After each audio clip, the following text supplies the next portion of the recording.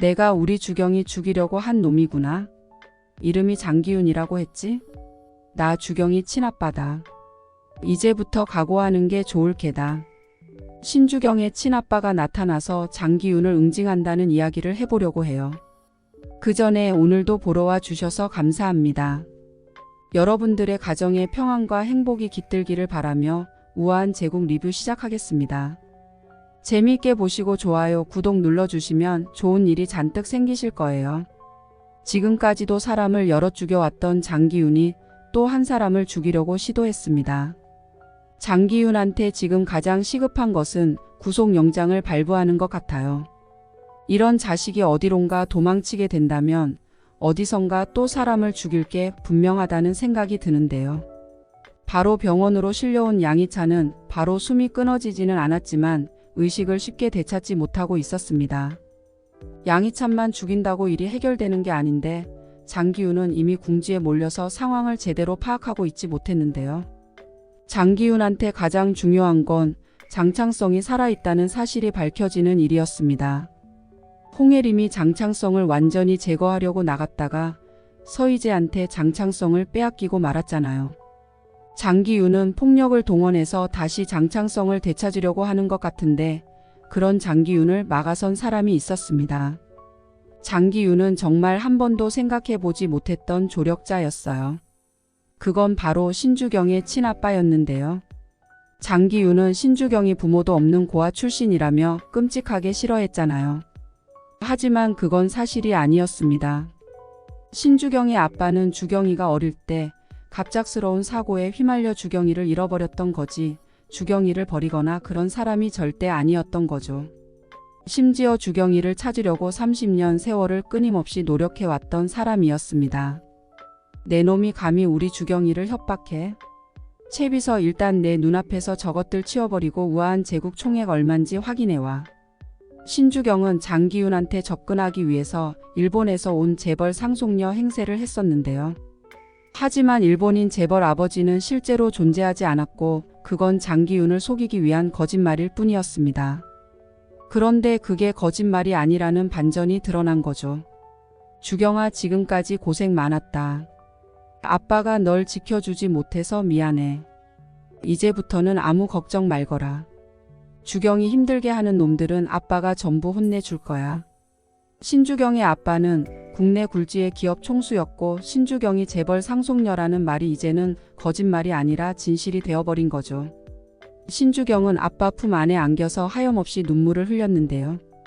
지금까지 신주경은 외로운 싸움을 이어왔잖아요. 장창성이 신주경을 예뻐해서 우아한 제국 회장 자리를 주면서 장기윤을 맡기려고 했지만 거기에 불만을 품은 장기윤이 장창성을 죽였다는 누명을 씌워서 신주경을 죽이려고 했습니다. 그 악랄한 악마의 구렁텅이에서 벗어나기 위해 신주경이 서희재가 되어 다시 돌아오기까지 뼈를 깎는 고통을 이겨내야만 했는데요. 그 과정에서 신주경은 아무도 믿을 수 없었습니다. 자기 정체를 숨기면서 장기윤에게 복수를 해야 하기 때문에 그 누구한테도 마음을 터놓고 기댈 수 없었던 건데요. 신주경을 진심으로 사랑했던 정우혁마저도 신주경은 마음 놓고 대할 수 없었어요. 그것마저 정우혁에 대한 사랑이긴 했죠. 신주경이 정우혁을 밀어냈던 건 장기윤이 정우혁을 해칠 위험이 있어서 정우혁이 안전하길 바라는 마음에서 그랬던 거잖아요. 절대 정우혁이 싫어서 그런 건 아니었지만 정우혁도 신주경한테 기댈 수 있는 버팀목이 되어주지는 못했습니다. 신주경은 그렇게 자기를 둘러싼 모든 것을 지키기 위해서 외로운 싸움을 해왔던 건데요. 그런 신주경한테 처음으로 기댈 수 있는 버팀목이 생겼어요. 신주경의 아빠는 대통령도 함부로 건드릴 수 없는 막강한 힘과 권력의 소유자였고 장기윤마저 아빠 앞에서는 조물애기에 지나지 않는 잔챙이였습니다. 우아한 제국이 연예계의 큰손이라고는 하지만 그건 고작 연예계 안에서만 통용되는 힘이었어요. 고작 이런 잔챙이 때문에 주경이 네가 그렇게 힘들었단 말이냐. 이제 아무 걱정하지 말거라. 장기윤이 앞으로 손발이 묶인 채 물에 가라앉는 느낌이 뭔지를 이 아빠가 똑똑하게 느끼게 해주마. 장기윤은 수아를 이용해서 그동안 신주경의 돈을 빼돌리고 있었습니다. 그것 말고도 양희찬의 비자금을 포함해서 장기윤이 숨겨둔 비자금이 상당히 많았는데요. 그런데 갑자기 장기윤의 비자금 창구가 일시에 막혀버렸습니다.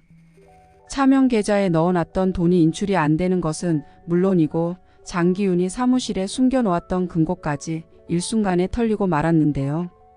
순식간에 빈털터리가 되어버린 장기윤은 이게 대체 어떻게 된 일인지 전혀 실감을 하지 못하고 있었습니다. 재벌의 힘이 얼마나 무서운 것인지를 우물안 개구리였던 장기윤은 한 번도 느껴보지 못했던 거였죠. 비자금이 털린 일은 고작 시작에 불과했습니다. 우아한 제국 소속 배우들이 일시에 계약을 파기하겠다고 나섰던 건데요. 소속 연예인들의 매니지먼트 사업이 핵심이었던 우아한 제국이었기 때문에 단체로 계약을 파기하게 되면 회사의 근간이 무너지는 거나 다름없는 상황이었습니다. 하지만 계약 파기라는 것이 말처럼 쉬운 일은 아니잖아요. 잿간놈들이 단체로 뭉쳐서 덤빈다고 한들 막대한 위자료를 물지 않으면 계약은 파기할 수 없어. 장기윤은 계약서만 믿고 계약 파기라는 건 일어나지 않을 일이라고 생각했습니다. 그런데 그때 우아한 제국의 신주경의 아빠가 방문했습니다. 계약서 몇 장 믿고 나대는 꼴이 정말 볼만하구만. 그런데 고작 그깟 계약서 몇 장이 우아한 제국을 지켜줄 수 있을까? 이제부터 우아한 제국이 어떻게 무너지는지 내 두 눈으로 똑똑히 지켜볼 수 있게 해주지. 장기윤 아빠의 말은 허언이 아니었습니다. 재벌의 힘이란 법무팀과 법조계에까지 강력한 영향력을 가지고 있었던 건데요.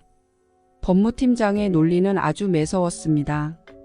장기윤 회장의 비윤리적인 경영과 부도덕한 사생활로 소속 연예인들의 이미지에 심각한 손상을 입었습니다. 이에 저희 의뢰인들은 우아한 제국과 계약을 더 이상 유지할 수 없음을 주장합니다.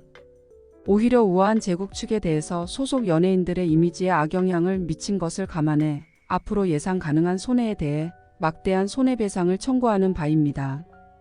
법원은 결국 장기윤의 패소를 결정했고 장기윤은 우아한 제국의 회장에서 한순간에 막대한 손해를 배상해야만 하는 빚쟁이가 되어버리고 말았는데요. 장기윤이 사고로 죽어서 고통 없이 가버리는 게 아니라 자기가 욕심을 부렸던 모든 것을 잃고 고통 속에 몸부림치며 반성할 시간을 가져야 한다는 생각이 듭니다. 모든 것을 잃은 장기윤한테 신주경이 다가와 말하길. 모든 것을 잃어버린 기분이 어때? 당신 때문에 고통받는 사람들의 마음은 지금 네가 느끼는 고통의 수백 배는 됐을 거야. 고작 그 정도로 힘들다고 징징거리지 마.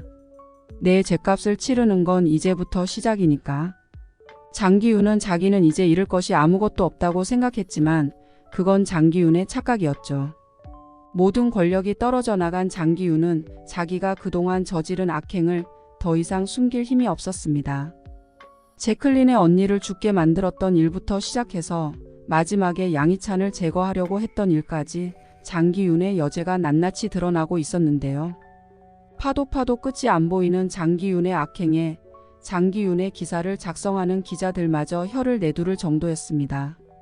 이런 악마가 사람들 사이에 섞여 살고 있었다는 게 도저히 믿기지 않을 정도였죠. 이제 완전히 몰락해버린 장기윤이 지옥의 불구덩이에 굴러떨어지는 것을 지켜볼 수 있었으면 좋겠습니다. 이번 영상 재미있으셨으면 구독과 좋아요 부탁드립니다. 구독은 저에게 큰 응원이 됩니다. 오늘도 시청해 주셔서 감사합니다.